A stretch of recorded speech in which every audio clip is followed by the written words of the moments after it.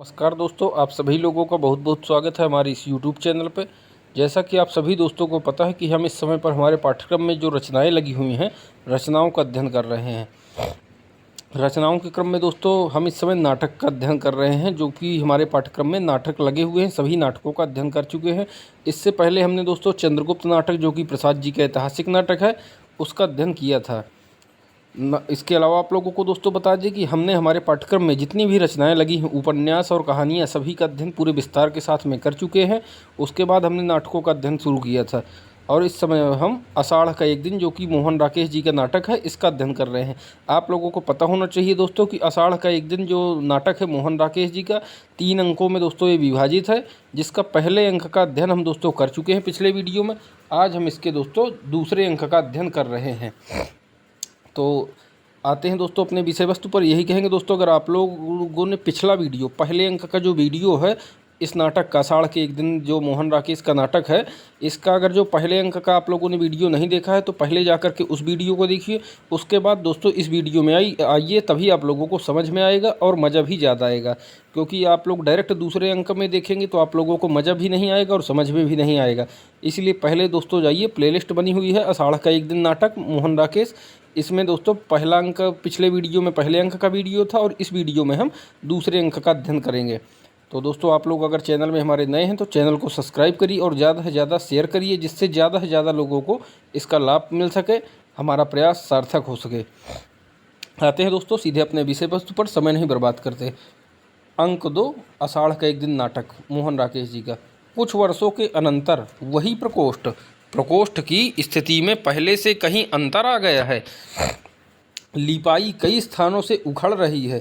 गेरू से बने स्वस्तिक, शंख और कमल अब बुझे बुझे से हैं। चूल्हे के पास पहले से बहुत कम बर्तन हैं। कुंभ केवल 2 हैं और उन पर ऊपर तक काई जमी है। आसन पर कुछ भोजपत्र बिखरे हैं, कुछ एक रेशमी वस्त्र में बंधे हैं। आसन के निकट एक टूटा मोढ़ा है, जिस पर भोजपत्र सी कर बनाया एक ग्रंथ रखा है। चूल्हे के निकट कोने में रस्सी बंधी है, जिस पर कुछ वस्त्र सूखने के लिए फैलाए गए हैं। अधिकांश वस्त्र फटे हैं और उन पर जगह जगह टाकियाँ लगी है। एक टूटा मोढ़ा ड्योढ़ी के द्वार के पास रखा है। चौकी एक ही है, जिस पर बैठी मल्लिका खरल में औषध पीस रही है। अंदर बिछे तल्प का कोना उसी तरह दिखाई देता है। अंबिका तल्प पर लेटी है। बीच बीच में वह करवट बदल लेती है। निक्षेप बाहर से आता है। मल्लिका अपना अंशुक ठीक करती है। निक्षेप, अब कैसा है अंबिका का स्वास्थ्य? मल्लिका, वैसे ही ज्वर आता है अभी। निक्षेप, पहले से कुछ भी अंतर नहीं पड़ा? मल्लिका, लगता तो नहीं। निक्षेप, 2 वर्ष से निरंतर एक सा ज्वर। मल्लिका, ठंडी सांस भरकर पीसी हुई औषध पत्थर से कटोरे में डालने लगती है। निक्षेप मोढ़ा खींचकर उसके पास आ बैठता है। वास्तव में अंबिका बहुत चिंता करती है। मल्लिका, औषध भी ठीक से नहीं खाती। औषध में दूध और शहद मिलाकर हिलाने लगती है। निक्षेप अपनी उंगलियां उलझाए उसे देखता रहता है। निक्षेप, तुम्हारा स्वास्थ्य कैसा है? मल्लिका, ठीक है। निक्षेप, दुबली होती जा रही हो। बहुत दिनों से राजधानी की ओर से कोई व्यक्ति नहीं आया। मल्लिका आंखें बचाती हुई अधिक व्यक्त भाव से औषध हिलाती रहती है। कभी कभी सोचता हूँ एक बार उज्जैनी जाकर उनसे मिल आऊँ।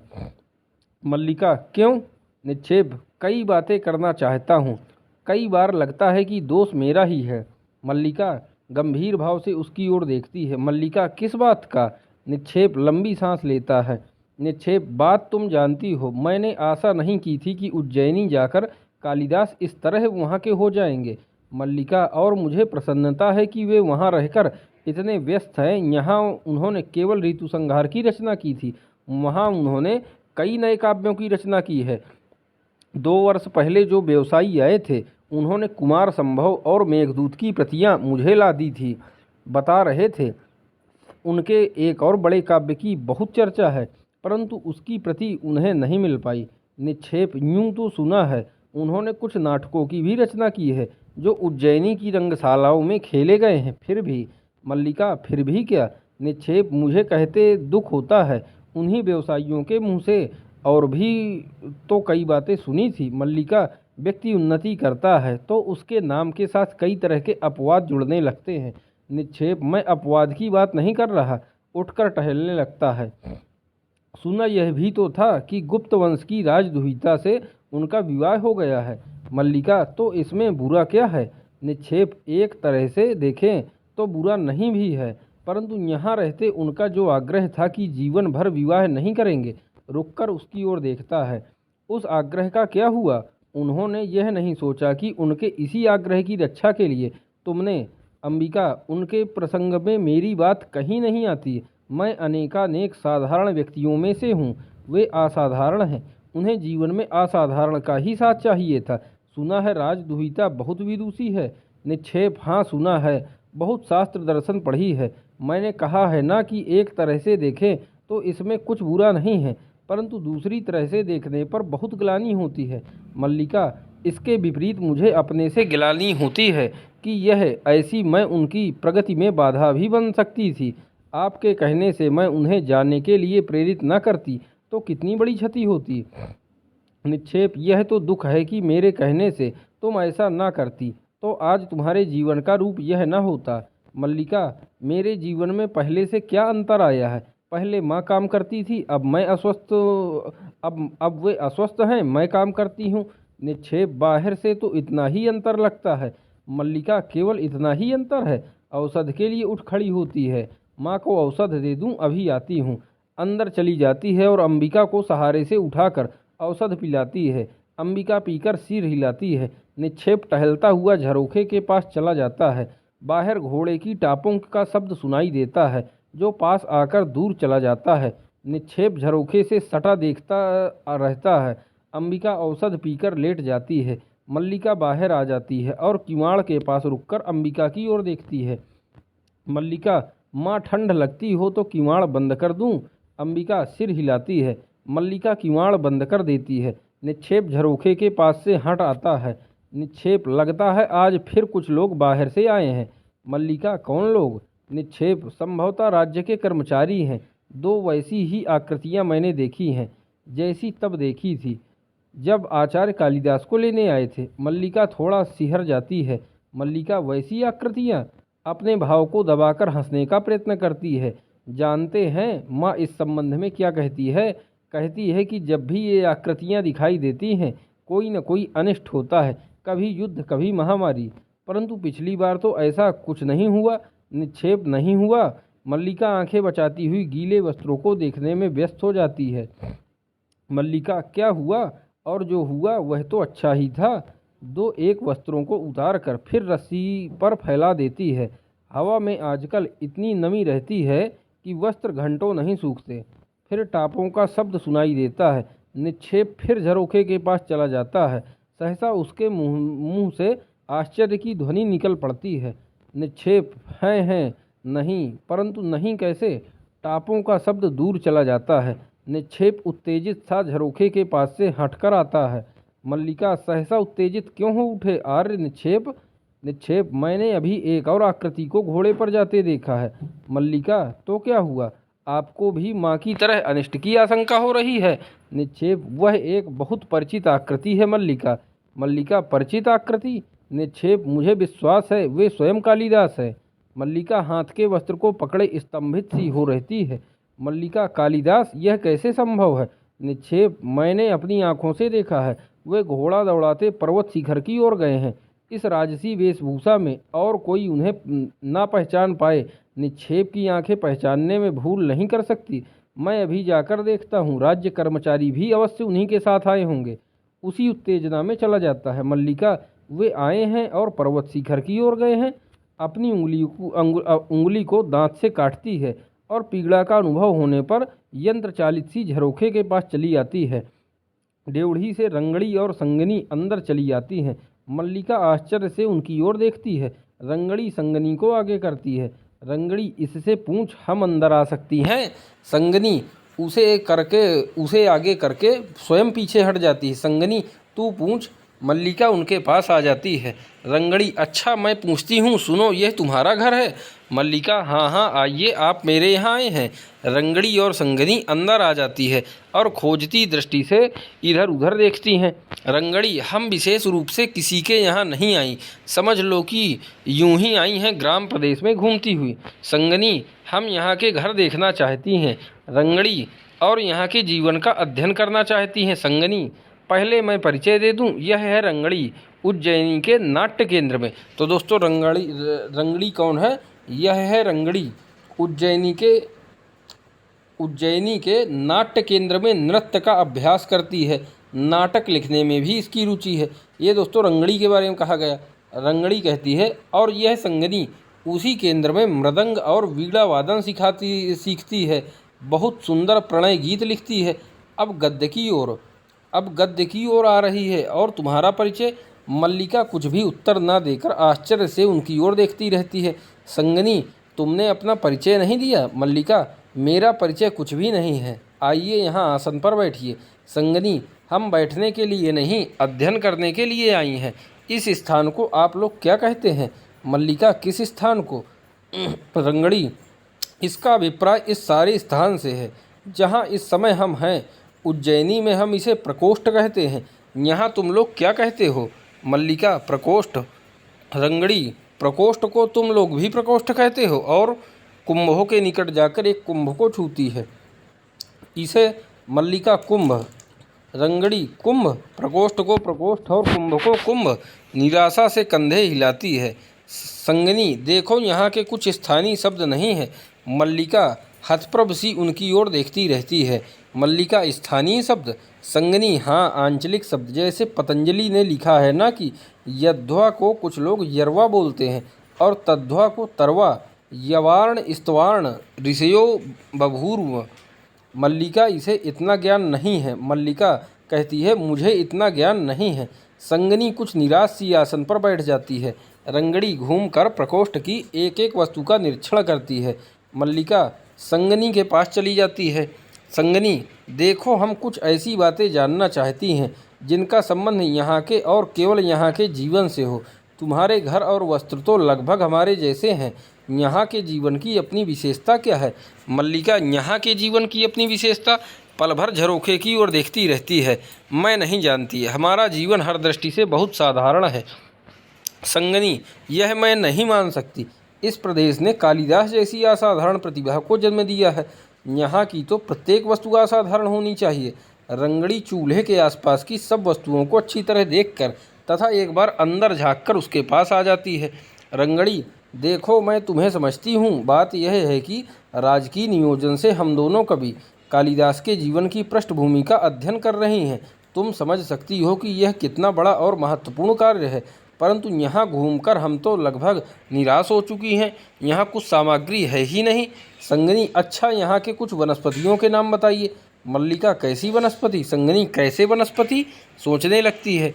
जैसे कालिदास ने कुमार संभव में लिखा है, भास्वन्नी रत्नानि महोषधीश्च। ये प्रकाश देने वाली औषधियाँ कौन सी हैं? मल्लिका, औषधियाँ प्रकाश नहीं देती।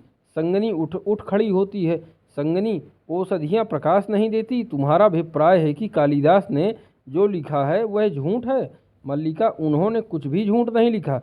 उन्होंने तो लिखा है कि रंगड़ी, पहल रहने दे संगनी, यह यहाँ के संबंध में विशेष कुछ नहीं जानती।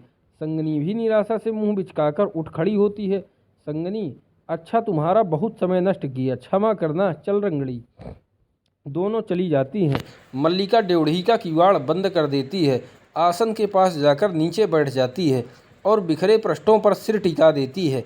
उसकी आंखें मुंद जाती हैं। मल्लिका, आज वर्षों के बाद तुम लौट कर आए हो। सोचती थी तुम आओगे तो उसी तरह मेघ घिरे होंगे, वैसा ही अंधेरा सा दिन होगा, वैसे ही एक बार वर्षा में भीगूंगी और तुमसे कहूँगी कि देखो, मैंने कि तुम्हारी सब रचनाएं पढ़ी हैं। कुछ पृष्ठ हाथ में ले लेती है। उज्जैनी की ओर जाने वाले व्यवसायियों से कितना कितना कहकर मैंने तुम्हारी रचनाएं मंगवाई हैं। सोचती थी तुम्हें मेघदूत की पंक्तियां गा गा कर सुनाऊंगी। पर्वत शिखर से घंटा ध्वनियाँ गूंज उठेंगी और मैं अपनी यह भेंट तुम्हारे हाथों में रख दूंगी। मोढ़े पर रखा ग्रंथ उठा लेती है। कहूँगी कि देखो ये तुम्हारी नई रचना के लिए है। ये कोरे पृष्ठ मैंने अपने हाथों से बनाकर सिए हैं। इन पर तुम जब जब जो भी लिखोगे उसमें मुझे अनुभव होगा कि मैं भी कहीं हूँ, मेरा भी कुछ है। निश्वास छोड़कर ग्रंथ रख देती है। परंतु आज तुम आए हो तो सारा वातावरण ही और है, और नहीं सोच पा रही कि तुम भी वही हो, या कोई किवाड़ खटखटाता है। वह अपने को झटक कर उठ खड़ी होती है और जाकर किवाड़ खोल देती है। डेवढ़ी में अनुस्वार और अनुनासिक साथ साथ खड़े दिखाई देते हैं। मल्लिका उन्हें देखकर असमंजस में पड़ जाती है। अनुस्वार, मुझे विश्वास है मैं इस समय देवी मल्लिका के सामने खड़ा हूँ। मल्लिका, कहिए। अनुस्वार, देव मातृगुप्त। ये दोस्तों कालिदास का नाम है, मैं आप लोगों को बता दूं। कालिदास का ही एक नाम देव मातृगुप्त इस नाटक में दिखाया गया है। याद रखिएगा क्या नाम है, देव मातृगुप्त। तो अनुस्वार कहता है, देव मातृगुप्त के अनुचरों का अभिवादन स्वीकार कीजिए। अनुस्वार कहता है, देव मातृगुप्त के अनुचरों का अभिवादन स्वीकार करिए। देव मातृगुप्त कालिदास का ही नाम है। देखिए, दोनों झुककर अभिवादन करते हैं। मल्लिका बहुचक्की सी उन्हें देखती रहती है। मल्लिका, देव मातृगुप्त। मल्लिका कहती है, देव मातृगुप्त कौन है? अनुस्वार कहता है, ऋतुसंहार, कुमार संभव, मेघदूत एवं रघुवंश के प्रणेता कवींद्र, राजनीति निष्णांत आचार्य तथा काश्मीर के भावी शासक। ये दोस्तों कालिदास के बारे में है कि कश्मीर के भावी शासक देव मातृगुप्त की राजमहिषी गुप्त वंश दुहिता परम विदुषी देवी प्रियंगु मंजरी आपके साक्षात्कार के लिए। तो दोस्तों गुप्त वंश की दुहिता, गुप्त वंश की राजकुमारी प्रियंगु मंजरी से कालिदास का विवाह होता है। उसी का दोस्तों कालिदास का ही नाम है मातृगुप्त, और ये कश्मीर के भावी शासक है। तो देखिए, फिर देखिए, अनुस्वार कहता है, ऋतुसंहार, कुमार संभव, मेघदूत एवं रघुवंश के प्रणेता कवींद्र, राजनीति निष्णांत आचार्य तथा कश्मीर के भावी शासक देव मातृगुप्त की राजमहिषी गुप्त वंश दुहिता परम विदुषी देवी प्रियंगु मंजरी आपके साक्षात्कार के लिए उत्सुक है और शीघ्र ही यहाँ आना चाहती है। हम उनके अनुचर आपको इसकी पूर्व सूचना देने के लिए उपस्थित है। तो दोस्तों ये जो हैं, तो ये अनुचर हैं। किसके अनुचर हैं?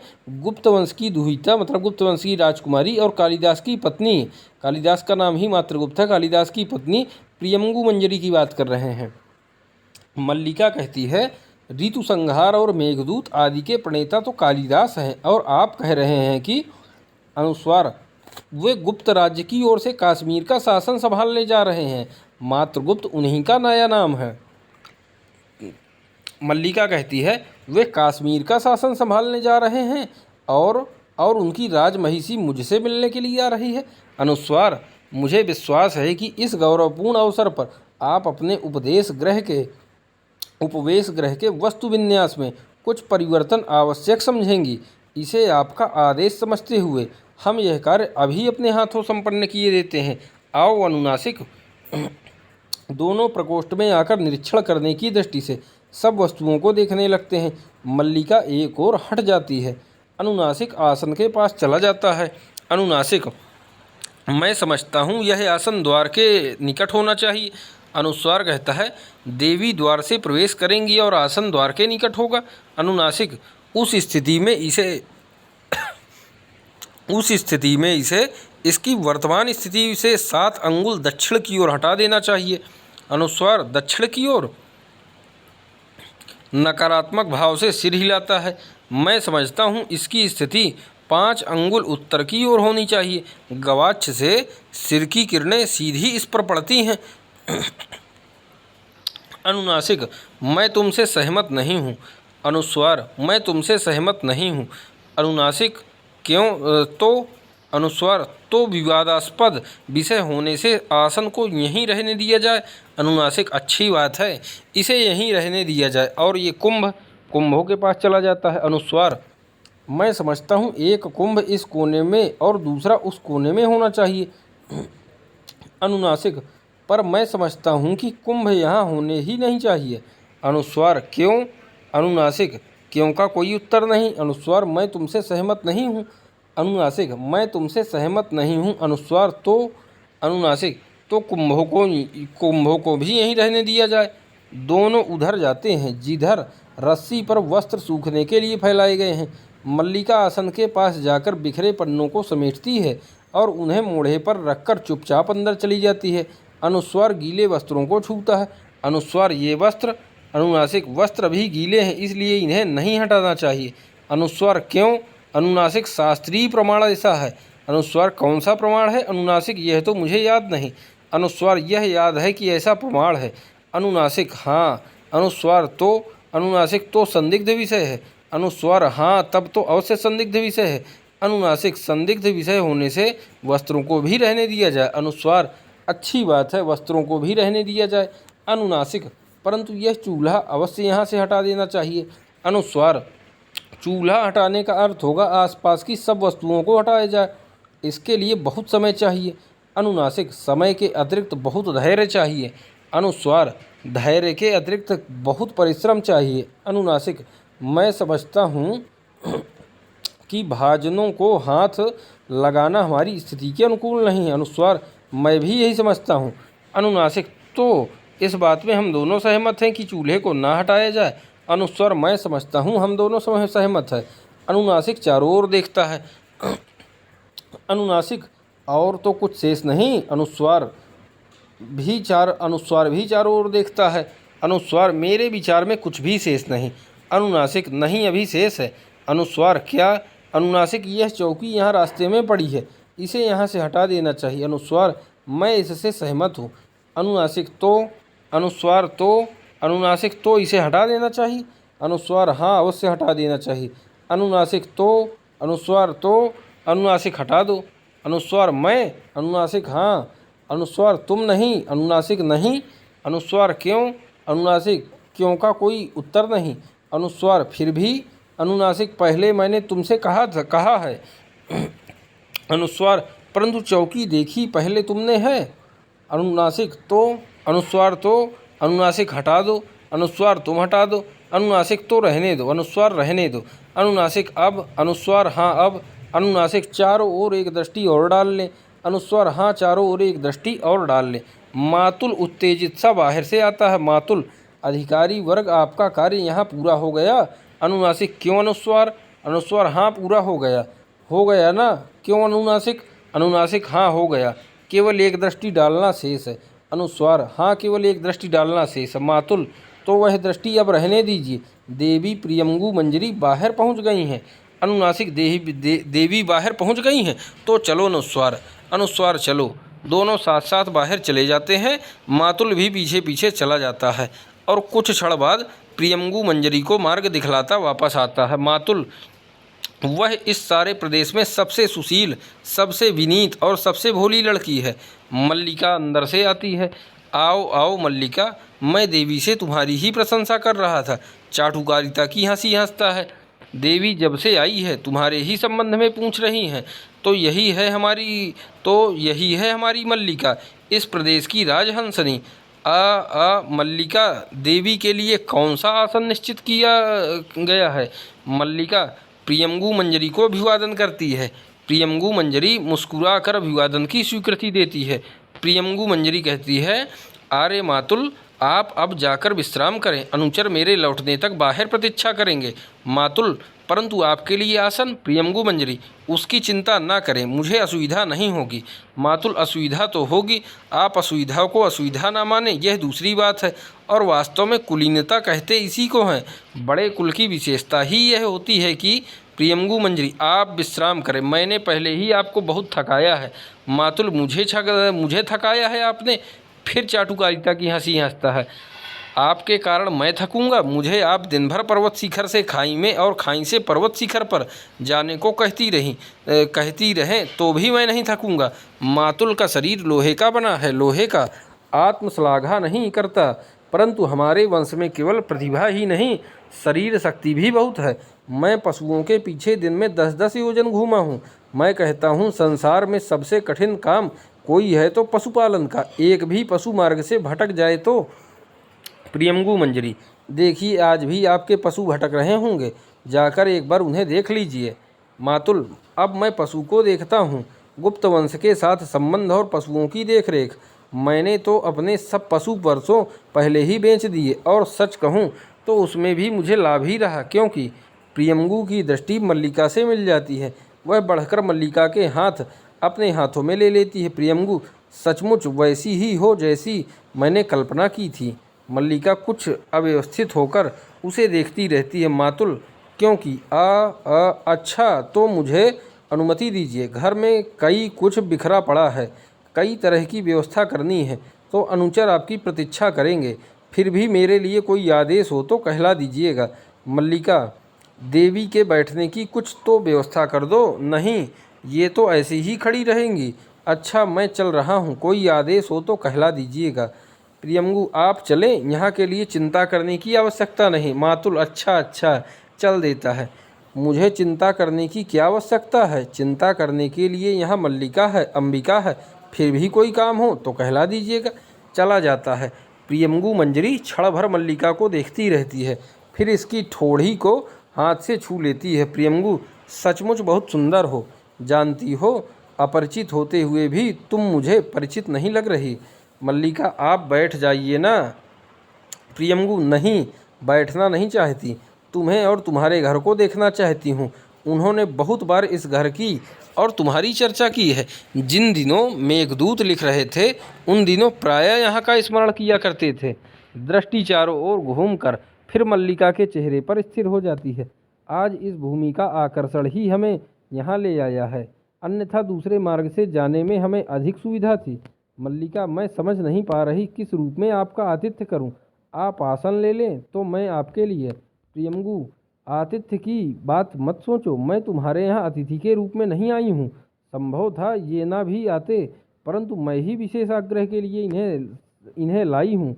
मैं स्वयं एक बार इस प्रदेश को देखना चाहती थी। इसके अतिरिक्त गले से हल्का विदग्धतापूर्ण स्वर निकल पड़ता है। इसके अतिरिक्त एक और भी कारण था, चाहती थी कि इस प्रदेश का कुछ वातावरण साथ ले जाऊं। मल्लिका, इस प्रदेश का वातावरण? प्रियंगू मंजरी मुस्कुरा कर उसे देखती है, फिर टहलती हुई झरोखों के पास चली जाती है। प्रियंगू मंजरी, यहाँ से बहुत दूर तक की पर्वत श्रृंखलाएं दिखाई देती हैं।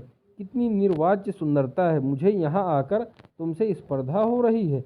मल्लिका दो एक पग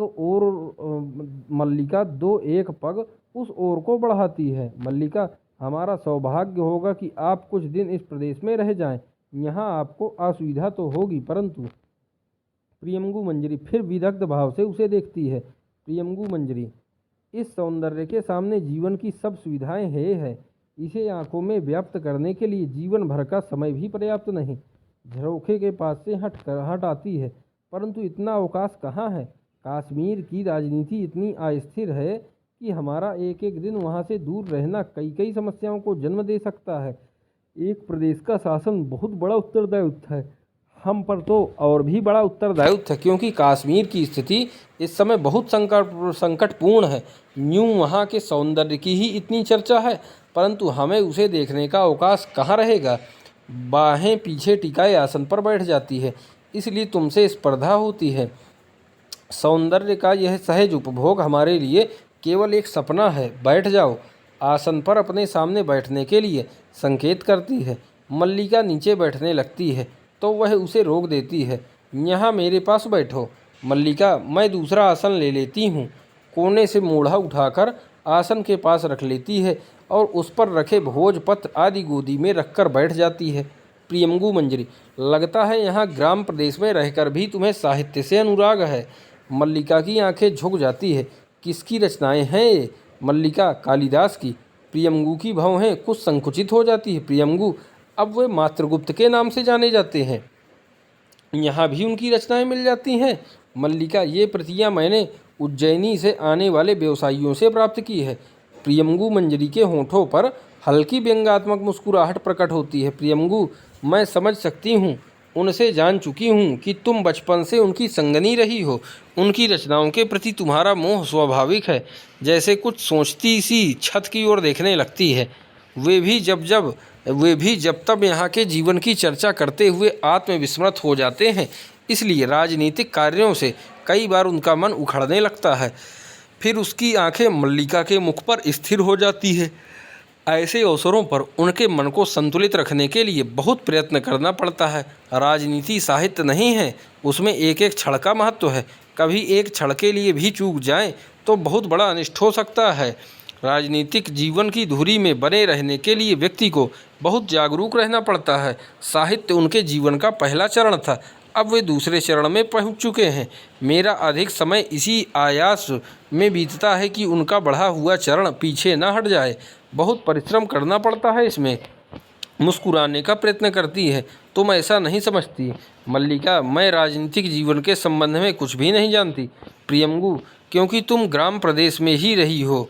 उठ खड़ी होती है। मल्लिका भी उठने लगती है तो कंधे पर हाथ रखकर वह उसे बिठा देती है। बैठी रहो। निचले होठ को थोड़ा चबाती हुई टहलने लगती है। मैंने तुमसे कहा था कि मैं यहाँ का कुछ वातावरण साथ ले जाना चाहती हूँ।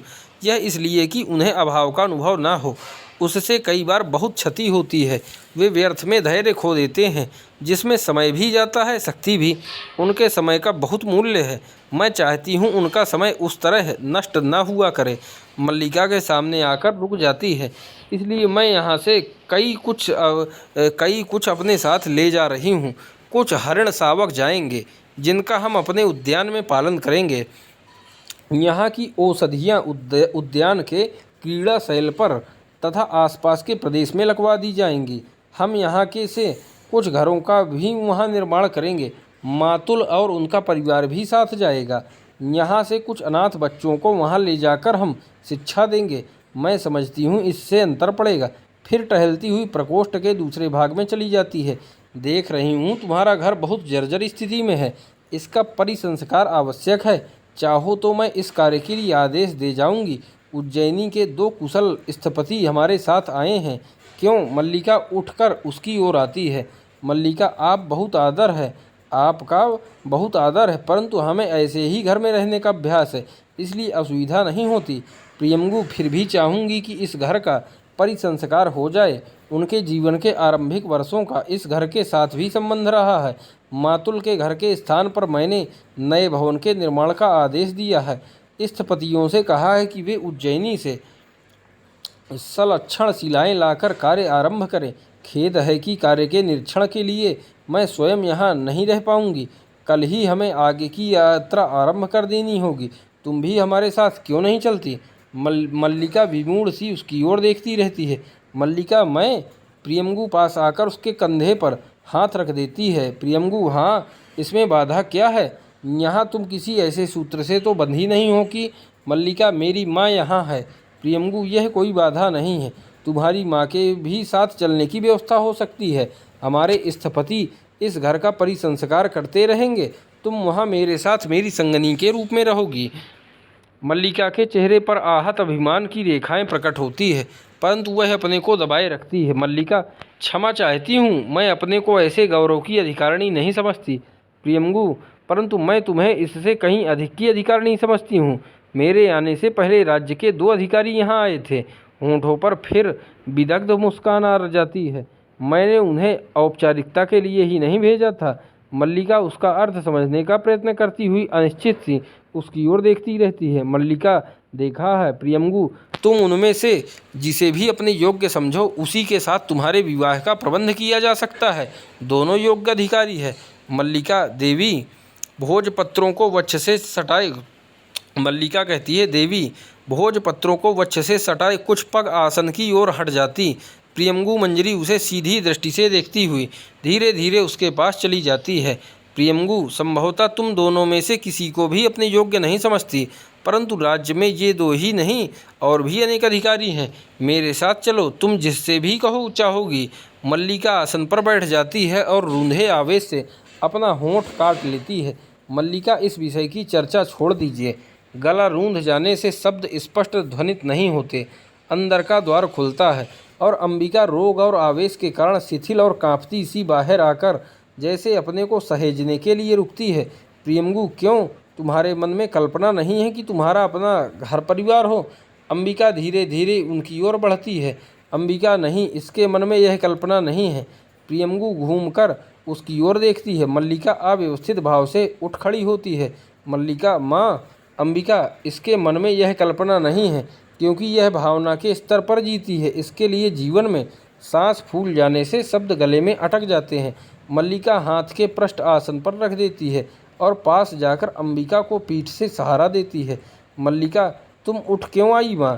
तुम्हारा स्वास्थ्य ठीक नहीं है, चलो चलकर लेट रहो। उसे वापस अंदर ले जाना चाहती है, परंतु अंबिका उसका हाथ अपनी पीठ से हटा देती है।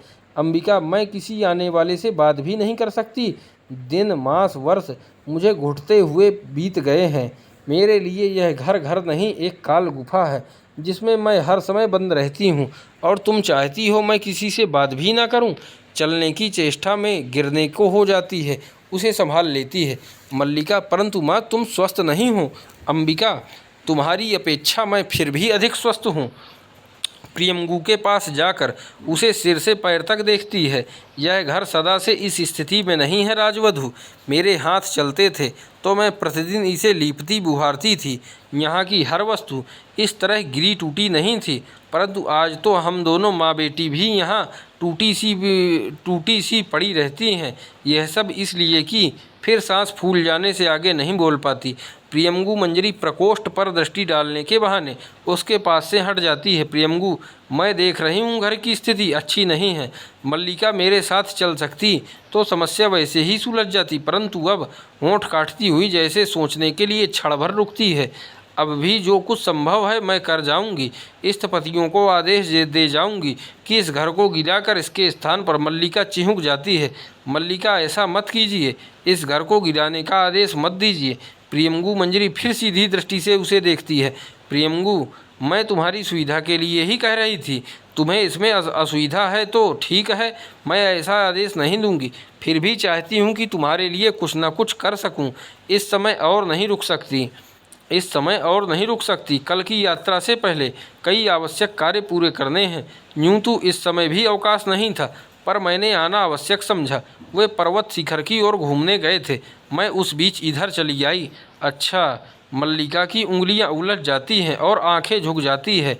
अंबिका अपने आवेश में दो एक पग प्रियंगू की ओर बढ़ जाती हैं। अंबिका, मैं तुमसे कुछ कहना चाहती हूँ राजवधु। तुम्हें बताना चाहती थी कि हम लोग खांसने लगती है और शब्द खांसी में डूब जाते हैं। प्रियंगू मंजरी द्वार के पास से मुड़कर उसकी ओर देखती है। प्रियंगू, मैं आपका कष्ट समझ रही हूँ, जो भी सहायता मुझसे बन पड़ेगी अवश्य करूँगी। इस समय अनुचर प्रतीक्षा कर रहे हैं, इसलिए गंभीर मुस्कुराहट के साथ मल्लिका को देखकर सिर हिलाती है और चली जाती है। अंबिका आवेश से शिथिल उस ओर देखती रहती है, फिर गिरती सी आसन पर बैठ जाती है और कुछ पन्ने उठाकर मल्लिका की ओर बढ़ा देती है। अंबिका, लो मेघदूत की पंक्तियाँ पढ़ो। इन्हीं में ना कहती थी उसके अंतर की कोमलता साकार हो उठी है। आज इस कोमलता का और भी साकार रूप देख लिया।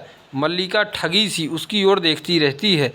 आज वह तुम्हें तुम्हारी भावना का मूल्य देना चाहता है तो क्यों नहीं स्वीकार कर लेती? घर की भित्तियों का परिसंस्कार हो जाएगा और तुम उनके यहाँ परिचारिका बनकर रह सकोगी। इससे बड़ा और क्या सौभाग्य तुम्हें चाहिए? मल्लिका, राजकन्या की अपनी जीवन दृष्टि है माँ, उसके लिए और कोई कैसे उत्तरदायी है? अंबिका, परंतु राजकन्या के यहाँ आने के लिए कौन उत्तरदायी है? निसंदेह वह किसी की इच्छा के बिना यहाँ नहीं आई। राज्य के स्थपति से घर की भित्तियों का परिसंस्कार कर देंगे। आज वह शासक है, उसके पास संपत्ति है। उस शासन और संपत्ति का परिचय देने के लिए इससे अच्छा और क्या उपाय हो सकता है?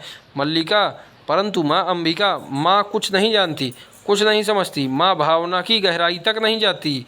माँ फिर खांसी उठ आने से आगे नहीं बोल पाती। विलोम बाहर से आता है। विलोम, इस तरह क्षुब्ध क्यों हो अंबिका? आज तो सारा ग्राम तुम्हारे सौभाग्य पर तुमसे स्पर्धा कर रहा है। अर्थपूर्ण दृष्टि से मल्लिका की ओर देखता है। मल्लिका आंखें बचाकर दूसरी ओर हट जाती है। राज की पगधूली घर में पड़ती है तो लोग गौरव का अनुभव करते हैं। ऐसा अवसर हर किसी के जीवन में कहाँ आता है? अंबिका, यह अवसर देखने के लिए ही तो मैंने आज तक का जीवन जिया है। इतना बड़ा सौभाग्य हमारे क्षुद्र जीवन में कहाँ समा सकता है?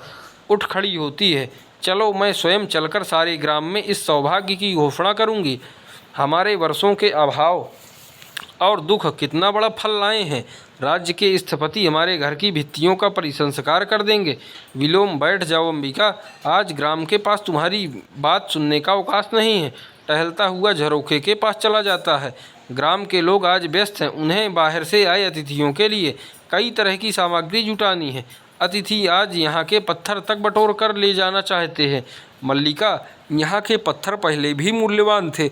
आर्य विलोम, यह और बात है कि पहले किसी ने उनका मूल्य समझा नहीं। अंबिका आवेश में कई पग उसकी ओर बढ़ जाती है। अंबिका, तो जाकर तुम भी बटोर क्यों नहीं लेती? संभव है फिर लोग यहाँ कोई पत्थर शेष न रहने दे और तुम्हारी भावना के लिए कोई आधार ही न रह जाए। मल्लिका, बैठ जाओ, माँ तुम्हारा स्वास्थ्य ठीक नहीं है। उसे बाएं से पकड़कर आसन पर बिठा देती है। विलोम, ग्राम में चारों ओर बहुत उत्साह है। यह दिन इस प्रदेश के जीवन का सबसे बड़ा उत्सव है। लोग आज अपने पशुओं की चिंता नहीं कर रहे, वे अतिथियों के लिए भोजन और पान की सामग्री जुटाने में व्यस्त हैं। उस सामग्री में कुछ हरण शावक भी होंगे जो राजकन्या के विशेष आदेश पर एकत्रित किए जा रहे हैं। मल्लिका, यह सच नहीं है।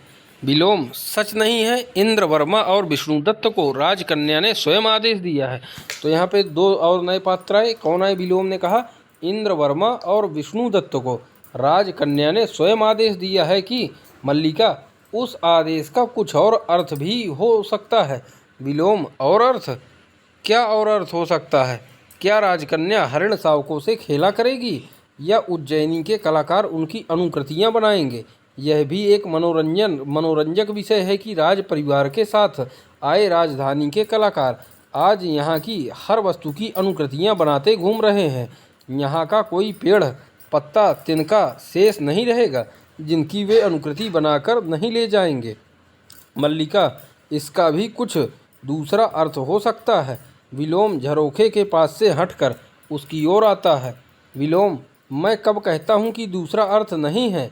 अर्थ बहुत स्पष्ट है। वे यहाँ की हर वस्तु को विचित्र के रूप में देखते हैं और उस वैचित्र को यहाँ से जाकर दूसरों को दिखाना चाहते हैं। तुम, मैं, यह घर, ये पर्वत, सब उनके लिए विचित्र के उदाहरण हैं। मैं तो उनकी सूक्ष्म और समर्थ दृष्टि की प्रशंसा करता हूँ, जो यहाँ वैचित्र नहीं वहाँ भी वैचित्र देख लेती है। एक कलाकार को मैंने यहाँ की धूप में अपनी छाया की अनुकृति बनाते देखा है। अंबिका, यहाँ की धूप में उन्हें अपनी छायाएं अवश्य और सी लगती होंगी।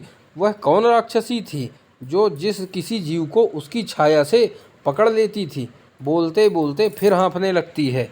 मैं चाहती हूँ कि मैं ही वह राक्षसी होती जिससे आज मैं खांस उठने से शब्द डूब जाते हैं। मल्लिका पास जाकर उसके कंधे को सहारा देती है। मल्लिका, तुमसे कहा है माँ, तुम विश्राम करो, बात मत करो। आर्य विलोम, माँ का स्वास्थ्य ठीक नहीं है, इन्हें इस समय विश्राम करने दीजिए। विलोम, माँ अंबिका को हाँ, अंबिका को तुम अंदर ले जाओ। ग्राम का उत्सव कोलाहल अंबिका के मन को और अशांत करेगा। मैं तो केवल उत्सव की सूचना देने आया था। आश्चर्य है कि कालिदास ने यहाँ आना उचित नहीं समझा। कल तो सुनते हैं वे लोग चले भी जाएंगे। अंबिका, उसने आना उचित नहीं समझा क्योंकि वह जानता है अंबिका भी जीवित है। विलोम, परंतु मैं समझता हूँ वह एक बार आएगा अवश्य, उसे आना चाहिए। व्यक्ति किसी संबंध को ऐसे नहीं तोड़ता। फिर टहलता हुआ झरोखे के पास चला जाता है, और विशेष रूप से वह जिसे एक कवि का कोमल हृदय प्राप्त हो। तुम क्या सोचती हो मल्लिका, उसे एक बार आना नहीं चाहिए? मल्लिका, मैंने आपसे अनुरोध किया है आर्य विलोम कि इस समय माँ को विश्राम करने दीजिए। आपकी बातों से माँ का मन विक्षुब्ध होता है। विलोम, मेरी बातों से अंबिका का मन विक्षुब्ध होता है? मैं समझता हूँ उसके कारण दूसरे हैं। अंबिका जानती है किन कारणों से उसका मन विक्षुब्ध होता है। झरोखे से बाहर देखने लगता है। मैं भी उन कारणों को समझता हूँ, इसलिए बहुत सी बातें जो अंबिका के मन में रहती हैं मैं मुँह से कह देता हूँ। मुड़कर मल्लिका की ओर देखता है। तुम्हें मेरा यहाँ होना अखर रहा है, मैं जानता हूँ, यह कोई नई बात नहीं, परंतु मैं कुछ ही देर और यहाँ रहना चाहता हूँ। फिर बाहर देखने लगता है। पर्वत शिखर की ओर से एक अश्वारोही को आते देख रहा हूँ। संभव है इस बार कुछ क्षणों के लिए वह यहाँ रुकना चाहें। उस स्थिति में मैं भी उससे कुशल क्षेम पूछ लूँगा। मेरी उससे पुरानी मित्रता है। मल्लिका जैसे आपे से बाहर होने लगती है। मल्लिका, आर्य विलोम, उस स्थिति में आपका यहाँ होना किसी भी दृष्टि से उचित नहीं है। आप उनसे मिलना चाहें तो उसके लिए यही एक स्थान नहीं है। विलोम उसी तरह बाहर देखता रहता है। विलोम, परंतु यही स्थान क्या बुरा है? उसके जाने के दिन भी हम यहीं पर मिले थे। वर्षों के बाद उसी स्थान पर मिलने से अंतराल का अनुभव नहीं होगा। मल्लिका विलोम के पास चली जाती है और उसे बाह से पकड़कर झरोखे से हटा देना चाहती है। मल्लिका, मैं अनुरोध करती हूँ, आप इस समय यहाँ ठहरने का हठ न करें। विलोम अपने स्थान से नहीं हिलता। दूर से घोड़े की टापों का शब्द सुनाई देने लगता है। मैं कह रही हूँ, आप चले जाएं। यह मेरा घर है। मैं नहीं चाहती आप इस समय मेरे घर में हों। विलोम फिर भी उसी तरह खड़ा रहता है। टापों का शब्द पास आता जाता है। मल्लिका उधर से हटकर अंबिका के पास आ जाती है। माँ, इनसे कहो यहाँ से चले जाएं। मैं नहीं चाहती इस समय यहाँ कोई अयाचित स्थिति उत्पन्न हो। तुम स्वस्थ नहीं हो और मैं नहीं चाहती कि कोई भी ऐसी बात हो जिसका तुम्हें स्वास्थ्य का विपरीत प्रभाव पड़े, जिसका तुम्हारे स्वास्थ्य पर विपरीत प्रभाव पड़े। अंबिका उसके हिलाने से इस तरह हिलती है जैसे वह जड़ हो गई है, उजड़ हो गई हो। उसके माथे पर त्योरियाँ पड़ी हैं और आंखें बिना पलक झपके सामने देख रही हैं। टापों का शब्द बहुत पास आ जाता है। मल्लिका फिर विलोम के पास चली जाती है। मल्लिका, आर्य विलोम, मैंने आपसे कहा है आप यहाँ से चले जाएं। आप नहीं जानते हैं कि टापों का शब्द पास आकर दूर जाने लगता है। मल्लिका ऐसे स्तब्ध हो रहती है जैसे उसे काठ मार गया हो। विलोम धीरे से मुड़कर उसकी ओर देखता है। विलोम, चला जाता हूँ। कंठ से हल्का व्यंग्यात्मक स्वर निकलता है। मैं नहीं चाहता मेरे कारण यहाँ कोई अयाचित स्थिति उत्पन्न हो। परंतु क्या अयाचित स्थिति उत्पन्न हो सकती है? जान सकता हूँ। झरोखे से हटकर प्रकोष्ठ के बीच में आ जाता है। क्यों अंबिका, मेरे यहाँ रहने से क्या अयाचित स्थिति उत्पन्न हो सकती है? अंबिका, मैं जानती थी, आज नहीं तब से ही जानती थी। वह आता तो मुझे आश्चर्य होता, अब मुझे आश्चर्य नहीं है। स्वर ऊंचा उठता जाता है। मल्लिका जैसे सारी शक्ति खोकर धीरे धीरे आसन पर बैठ जाती है। कोई आश्चर्य नहीं है, प्रसन्नता है कि उसके संबंध में ठीक सोचती थी। जीवन एक भावना है, कोमल भावना, बहुत बहुत कोमल भावना। विलोम, परंतु मुझे खेद है। वर्षों से इस दिन की प्रतीक्षा थी। अपनी मित्रता पर भरोसा भी था। अर्थपूर्ण दृष्टि से मल्लिका की ओर देखता है, परंतु अब भरोसा नहीं रहा। संभवतः वह यह मित्रता एक ओर से ही थी। उसने कभी हमें अपनी मित्रता के योग्य नहीं समझा। फिर समान की समान से मित्रता होती है। मल्लिका सहसा उठ खड़ी होती है। उसकी आंखों से हताशा की कठोरता झलक रही है। मल्लिका, आर्य विलोम। विलोम ऐसी दृष्टि से उसे देखता है जैसे किसी बच्चे से खेल रहा हो। मैं फिर कह रही हूँ, आप चले जाएं, अन्यथा वास्तव में ही यहाँ एक अयाचित स्थिति उत्पन्न हो जाएगी। विलोम ऐसा मुस्कुराकर अंबिका की ओर देखता है। तब तो मुझे अवश्य चले जाना चाहिए। अच्छा अंबिका, तुम्हारे स्वास्थ्य की मुझे बहुत चिंता रहती है। जहाँ तक संभव हो घृत और मधु का सेवन करो। मैंने अभी अभी नया मधु निकाला है। आवश्यकता हो तो मैं तुम्हारे लिए। मल्लिका, हमें अब मधु की आवश्यकता नहीं है। हमारे घर में मधु पर्याप्त मात्रा में है। विलोम ऐसा? अच्छा अंबिका। क्षण भर दोनों की ओर देखता रहता है, फिर चल देता है। द्वार के पास पहुंचकर फिर रुक जाता है। पर कभी मधु की आवश्यकता पड़ ही जाए तो संकोच मत करना। फिर चला जाता है। मल्लिका क्षण भर सिर झुकाए दबी सी खड़ी रहती है, फिर अपने को संभाल पाने में असमर्थ अंदर को चल देती है। अंबिका का भाव आवेश में हताशा और हताशा से करुणा में बदल जाता है। मल्लिका रुक जाती है, पर कुछ भी उत्तर न देकर मुंह हाथों में छिपा लेती है। अंबिका उठकर धीरे धीरे उसके पास आ जाती है और उसे बाहों में ले लेती है। मल्लिका अंबिका के वक्ष में मुंह छिपा लेती है। सारा शरीर रुलाई से कांपता रहता है, पर गले से स्वर नहीं निकलता। अंबिका की आंखें भर आती हैं और वह उसके कांपते शरीर को अपने से सटाए उसकी पीठ पर हाथ फेरती रहती है। फिर होंठों और गालों से उसके सिर को दुलारने लगती है। अंबिका, अब भी रोती हो? उसके लिए, उस व्यक्ति के लिए जिसने। मल्लिका, उनके संबंध में कुछ मत कहो माँ, कुछ मत कहो। सिसकने लगती है। अंबिका उसे सहारे से वहीं बिठा लेती है और उसकी सिसकती पीठ पर झुक जाती है। तो ये दोस्तों था आषाढ़ के एक दिन नाटक का दूसरा अंक अब इसके आगे दोस्तों हम अगले वीडियो में देखेंगे, तीसरा अंक का अध्ययन करेंगे। तब तक आप लोग चैनल में बने रहिए, चैनल को ज़्यादा से ज़्यादा सब्सक्राइब करिए और शेयर करिए। फिर मिलते हैं इसके आगे दोस्तों आषाढ़ का एक दिन नाटक मोहन राकेश जी के तीसरे अंक में। तब तक आप लोग वीडियो देखते रहिए। धन्यवाद दोस्तों।